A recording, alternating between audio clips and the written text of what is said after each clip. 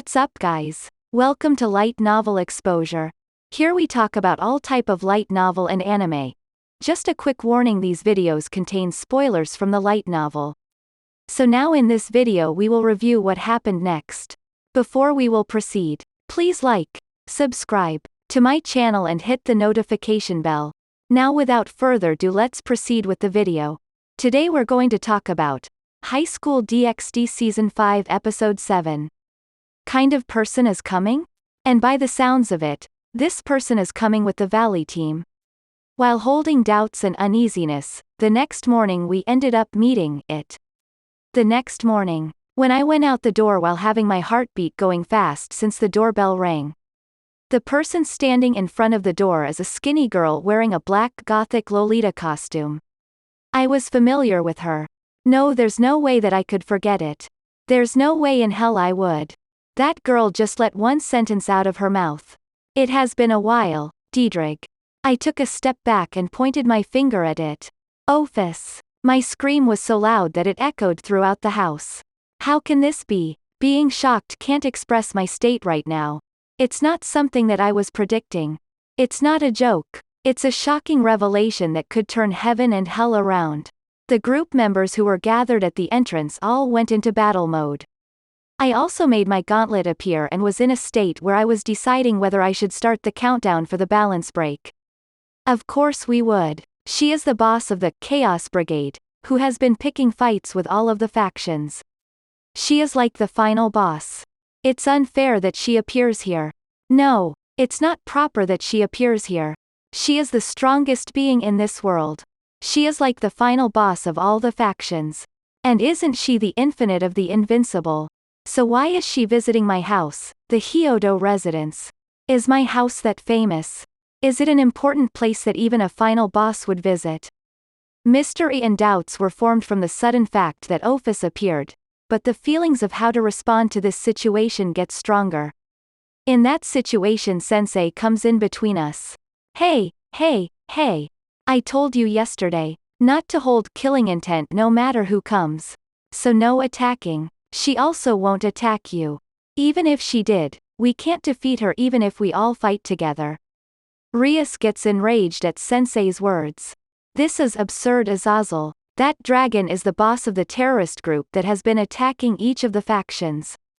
She is a bitter enemy who has also caused significant damage to the world of devils. So why did you bring such an enemy to this place? Into this town, which is an important location for the Alliance? And especially this house. Doesn't allowing Ophis into this town mean that you deceived those who secure this town? So why did you do something like this? Rias is right. This town is the place where the underworld and heaven make cooperative actions and also the place used to negotiate with other factions. The most important place. It's also the place where few staff members from the angels, fallen angels and devils besides us reside to maintain it. I think having her in such a place means either Sensei persuaded the staff members or deceived them. Seeing Irina having such a shocked face means that she didn't receive any information from Heaven's side. Of course we didn't get any information about it from the devil's side either. If such a person like her was to come, Sirzek-sama would have told us beforehand, but we weren't informed. Then it could be thought that Sensei made Ophis visit the Hyodo's residence without informing Sirzek-sama or Michael-san. Rias realized that immediately and yelled towards Sensei and Ophis. Because this is breaking the rules of the Alliance, Azazel. It's something where the fallen angel sides can't complain even if they were to be blamed by Mao-sama and the leader of the angels, Michael. Why would you, who has been talking about an alliance, do such? The snapped Rias stops there. She then inhales the air. It is you who has been talking about alliances. So you have determined that this visit from Ophis has that much value, correct? Rias said that conclusion. She's right. There isn't any reason for us to doubt Sensei now. This person seemed fishy and seemed like an enemy when we first met him. But now he is the governor of fallen angels that we can trust from deep within our hearts. We broke through disasters numerous times because of this person. The reason we became this strong is also because of Sensei's help and knowledge. There is no way that Sensei would betray us, who he is always so concerned about. Rias probably started to remember that while she was enraged.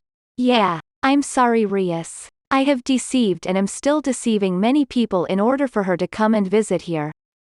But maybe her wish would be something that might change the existence of Chaos Brigade itself. I determined that it was necessary to stop unnecessary blood from being shed. I will apologize to you guys again and will ask you guys again. I'm sorry, and I ask you. Can you at least listen to her story? Sensei bows his head down once again.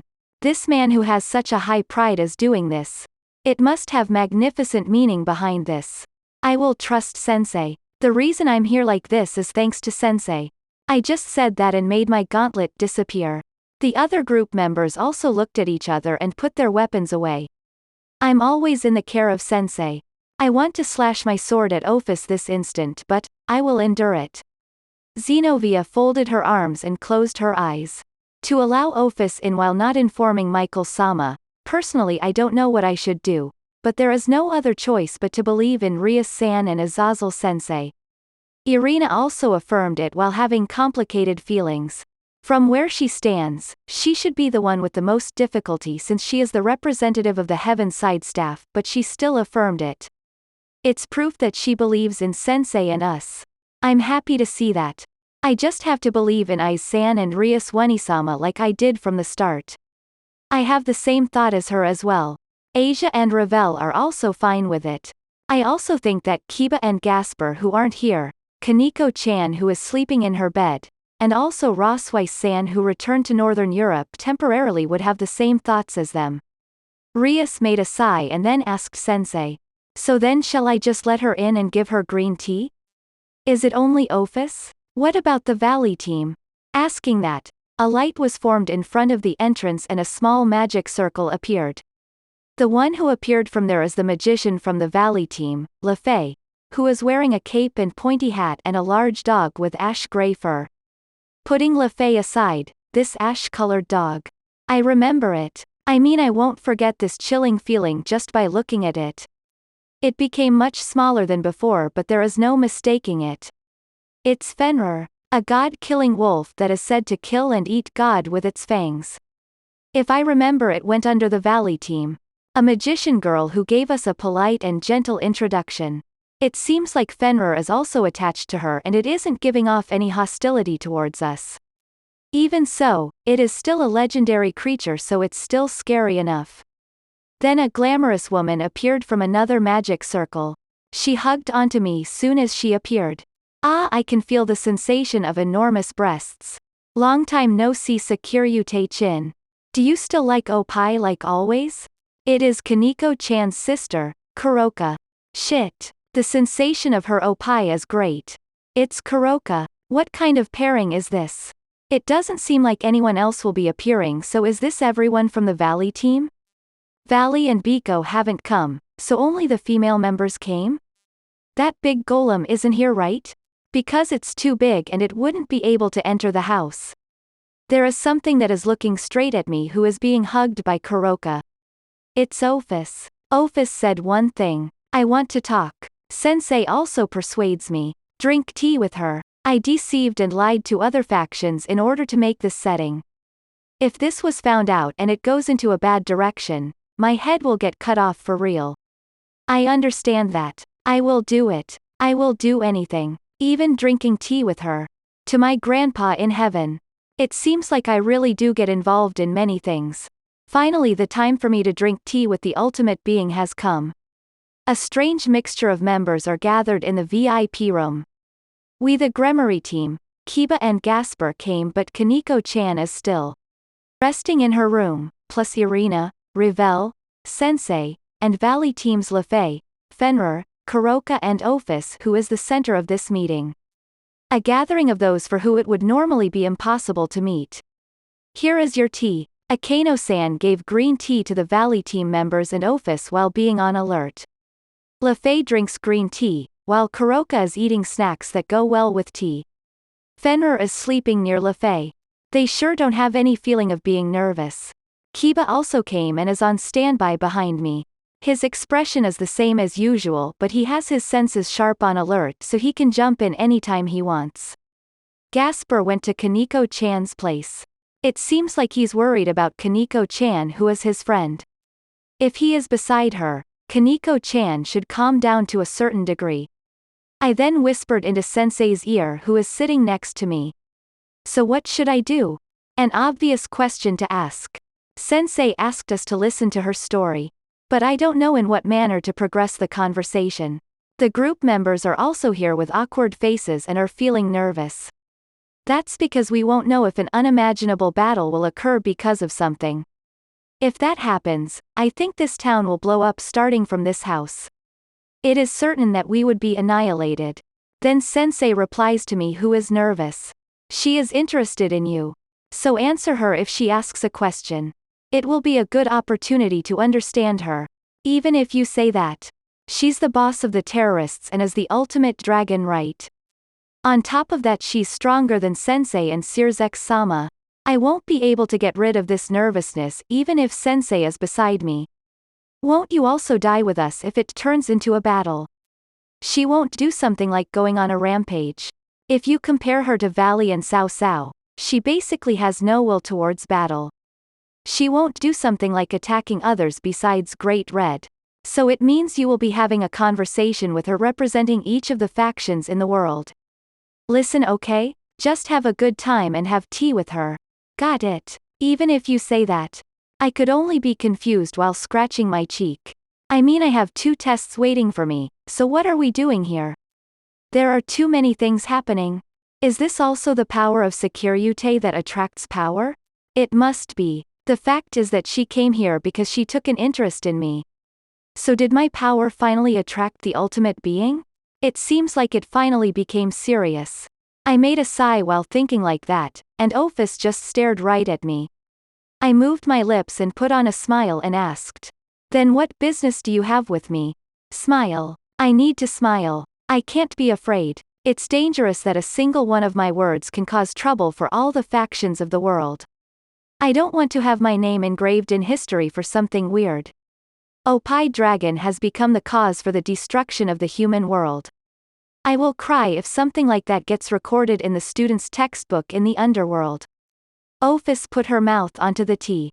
She then put it on the table and spoke. Diedrich, do you want to quit being a heavenly dragon? It feels like she asked something that I don't get from the start. I let words out of my mouth while putting on a smiley face. No. I don't understand what you are trying to say. The human who is the host. He's been having a different sense of growth up until now. I think this is very strange. Very different from previous heavenly dragons. Valley is also the same. Strange. Very strange. Me and Valley's growth. That's strange. Ophis continues. The fight against Cao Cao. The fight against Biel. Diedrich had different evolutions. Armor turned crimson-colored. It's the first time that I know of. So the fact my armor turned crimson is already known. I thought that it would be scary the next time I met Cao Cao. Ophis still continues. That's why I want to ask. Diedrich, what will you become? She asked while twitching her neck. Era, she's cute. I thought something like that. But how should I answer her? Should I just say that I trained without thinking, only seeking for breasts and powered up? But that won't be the answer that Ophis is looking for. Then my gauntlet appeared by itself. Is it Diedrich? Diedrich then said it so everyone could hear it. I don't know, Ophis. I don't know what this guy wants to become. I don't know, but it's certain that he's having an interesting growth. Oh, nice one. It will be easier to have Diedrich talk. So I hope that the discussion will become good between the legendary dragons. I will support you if it turns into a fight, so I leave it to you, partner. Ophis looked at my gauntlet and talked. 2 heavenly dragons mixed, I, as the infinite, and Great Red as the dream, into the chant. Diedrich, why did you think of becoming the king of domination? It must be the result of seeking strength. Because of that, I was eliminated. I couldn't become strong besides increasing the power of domination. I never thought that my red color could turn to crimson. I don't understand domination. Those from Chaos Brigade seek domination. I don't understand. Great Red isn't domination. I also am not domination. There is no way for a being that has been strong from the beginning would be able to understand the reasons for domination. You who was born from the nothingness of infinite, and Great Red who was born from illusions, from dream, must have been from a different dimension. Ophis, you appeared in this world getting out from the dimensional gap. What have you attained from this world, and why did you think of returning to your homeland? I also want to question you. Diedrich, why do you try to become a different being? Will you discard domination? What is ahead after that? She answers him by questioning him. I mean, I don't even understand these guys' conversation at all. I don't understand even a single thing. There are things that are hard to understand from a conversation between dragons. It also felt like Albion, Midgardsormr, Vritra, and Yu Long spoke in their own pace of time. The usual Diedrich and Old Man Tannen had some human behavior in them, you could say, so it was easy to understand them. But seeing Diedrich and Ophis speak like this makes me think that Diedrich holds a different perspective towards the world from mine. Maybe it is because they know a different view of the world from me. Very interesting indeed. A conversation between a heavenly dragon and a dragon god is something you don't see often. Sensei was listening to their conversation with his eyes sparkling. He does seem like he likes these kinds of things. Well, I will leave this to my partner then. If it is me, then I won't be able to keep up with Ophis's conversation. I thought that my partner was someone I can depend on that much, but it changes after seeing his reaction with Ophis's next question. Diedrich, will you become the Chichiryute? Can you surpass a heavenly dragon by groping tits? Diedrich, will you become a dragon that represents tits? Diedrich, who heard that, reacts in a way in which he needs to inhale some air, and that's it. Thank you so much for watching.